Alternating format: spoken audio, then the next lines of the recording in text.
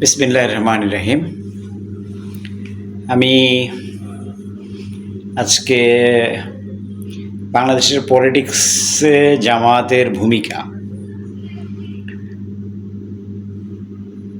এ নিয়ে কিছু কথা বলবো।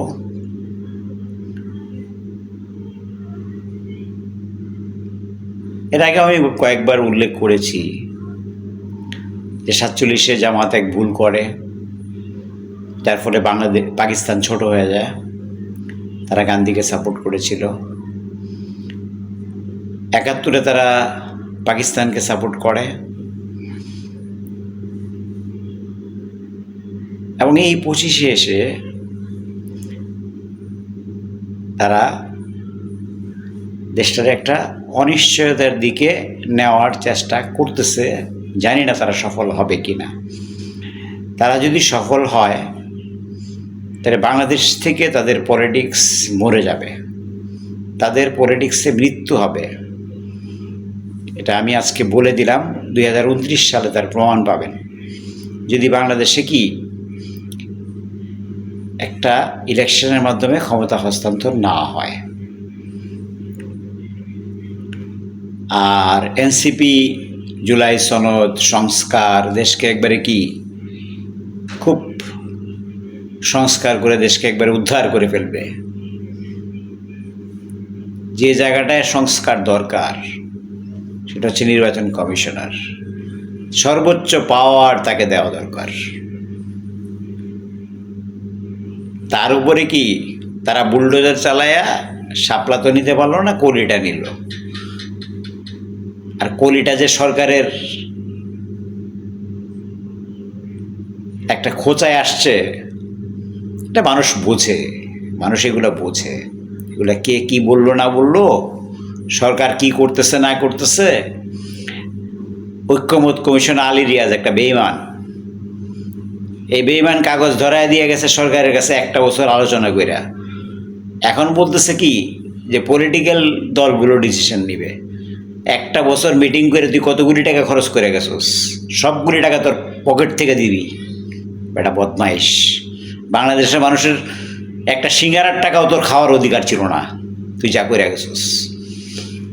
সংস্কার দরকার ছিল 4টা: নির্বাচন কমিশন, দুর্নীতি দমন কমিশন, পিএসসি আর বিচার বিভাগ। প্রধানমন্ত্রীর ক্ষমতা কমাইলে দেশ চলবে না। প্রধানমন্ত্রীর ক্ষমতা প্রধানমন্ত্রীর মতো থাকতে হবে। ইউনূসের ক্ষমতা কমানো যাবে না, তারেক জিয়ার ক্ষমতা কমাইতে হবে। এই হলো এনসিপির ডায়ালগ।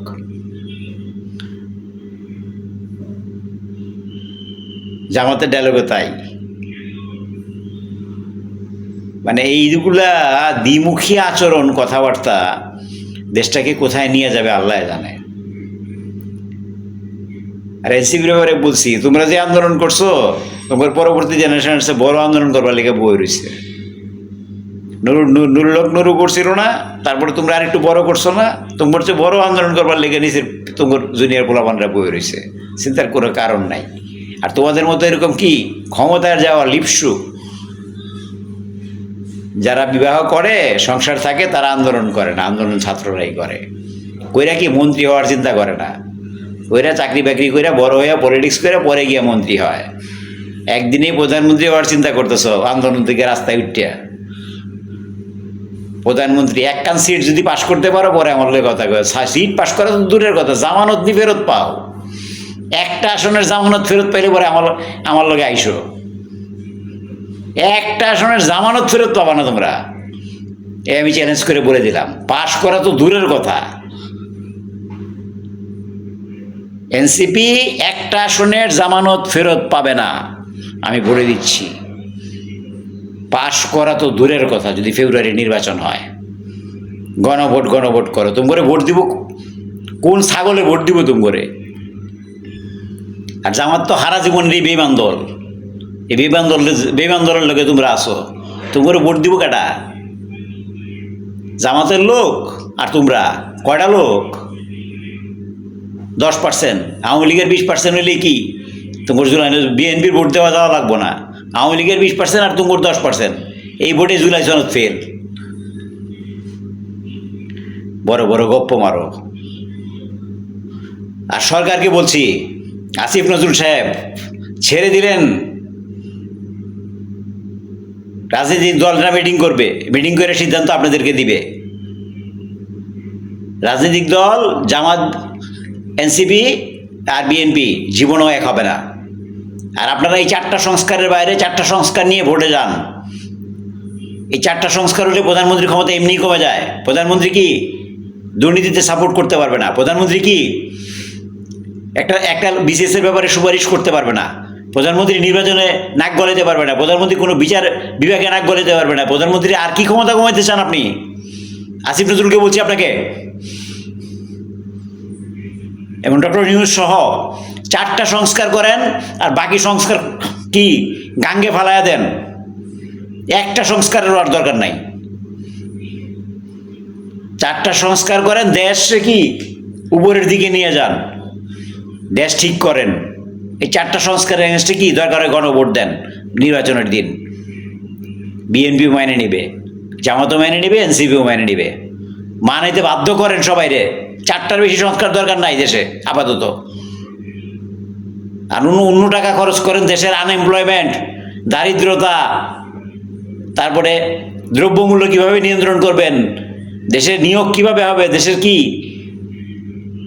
জিডিপি কিভাবে বাড়বে, দেশের ইনভেস্টমেন্ট কিভাবে আসবে, এগুলোর দিকে মনোযোগ দেন।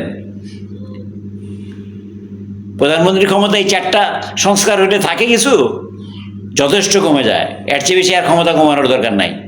আর প্রেসিডেন্ট নিয়োগ নিয়ে, প্রেসিডেন্ট হলে পুতুলের মতো তো থাকে, প্রেসিডেন্ট নিয়োগ নিয়ে এত বাধা কামানোর কিছু নাই। যারা যারা প্রেসিডেন্ট না বানায় একটু সদ্য করে যেন বানায় দলরা, এইদিকে খেয়াল রাখেন। ওটা নিজের দলরা নিজেরা খেয়াল করবে। এই সরকারের উপদেষ্টাটা মনে রাখবেন, আপনারা যদি কি দেশের 12টা বাজায় যান, সারা জীবন কি মির্জাফরের খাতায় আপনাদের নাম থাকবে, ইউনূস সহ। খোদা হাফেজ।